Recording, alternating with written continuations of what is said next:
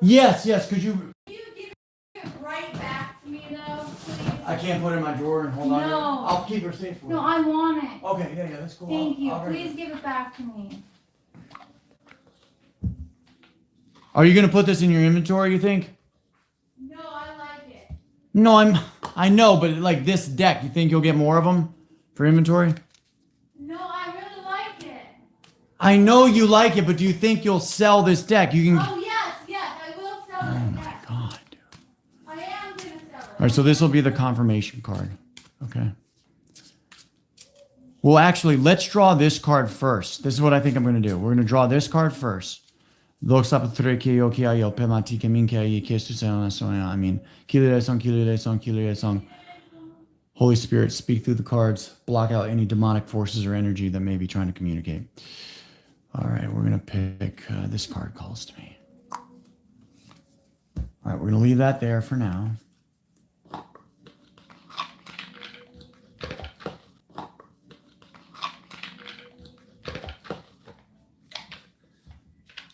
All right, so I think we're going to draw from the top. Past, present, future. So this is going to be set up the question for us, okay? Self-compassion. Embracing imperfections helps you find strength, growth, mindset, and resilience. I really need to hear that right now. The symbolism, though, I don't know. Maybe she, who knows? Maybe I turn her gay. I'm not sure what the symbolism is telling me. Maybe that's like actually, there's a binary there, right? There is a binary, but it is two females, I believe. But there is sort of a binary that could be just, it's a shadow work thing. So this is probably the shadow self, and this is the persona that we portray to the world. But I do need to have more self-compassion. I need to give myself a break for my mistakes. I made a lot of mistakes. Made a lot of mistakes in this relationship, especially early on. Made a lot of mistakes giving my, giving my time and energy to the wrong succubi. I've been completely spiritually attacked by succubi for many, many years. And I lust after them, you know. They're very deceiving creatures. But I will embrace my imperfections. You know, that's why I'm live streaming more. I'm just kind of doing everything off the cuff. You know, my life isn't perfect. We try to sort of portray that sometimes, but I'm sick of that nonsense.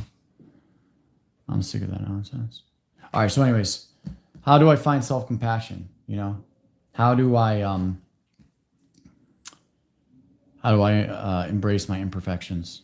I need to find the growth mindset, right? So in the past, we have the sun in reverse. Very fitting. Look at the symbolism of the sun, right? You've got the cherub on the white horse. You've got the sun representing God, the sunflowers, the beauty of life. You also have the bricks, you know, behind. I think there's a brick wall, maybe. It's fire energy, right? Obviously. You've got 19, which reduces to 1, the number of new beginnings and success. Maybe this is a new beginning for me, and I just need to embrace it. Inner child, feeling down, definitely. Overly optimistic. I've definitely been overly optimistic. Sadness, carelessness, arrogance. You know, so this is kind of like my past card, right? I have been careless. I've been very careless in my relationship. I made a lot of mistakes. Guys. Also in reverse, the star, which I believe is her guide card. I believe. Also in reverse. Lack of faith, despair, discouragement, insecurity, self-trust, and disconnection. I mean, I'm definitely going through that now. But the symbolism on this card is beautiful. You know, you've got the water bearer. Could be Aquarius, right? In the present, you know, I want to be a star. I want to be famous as fuck, you know? I want to be the biggest famous IRLer out there, but she has a lack of faith. Because of her lack of faith, I have a lack of faith. I mean, we're broken up now, so I guess none of that matters. But the insecurity, right? Like, even though she broke up with me, I'm still extremely insecure. I gotta focus on not being possessive over the woman. I gotta let her do her own thing. Like I said, if she goes on and moves on and does something with Tyrone or Chad or whatever, like, I'm done with her. Like that, you know what I mean? We're on the lease together. I'm not gonna abandon her financially, and she's done a lot for me. You know, no doubt. You all know that. The Hermit in my future.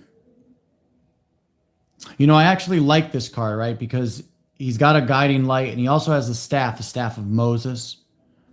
Um, it's kind of like IBL, you know, Earth, right? The earthly material realm, selfishness and integration.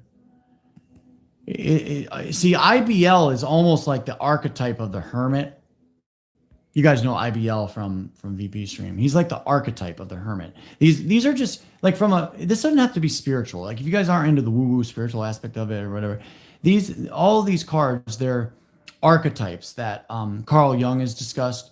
Right, you could really read these in a more psychological format, which is kind of what I'm doing right now. But in the future, I would like to do soul searching, more contemplation, truth seeking, being alone. Well, there it is, guys. You know, a little bit depressing, but at least there's the guiding light, right? Even in the Bible, there's a story about Jesus comparing God and the light of God to a lantern in a dark room. But this is the key right here. This is the key.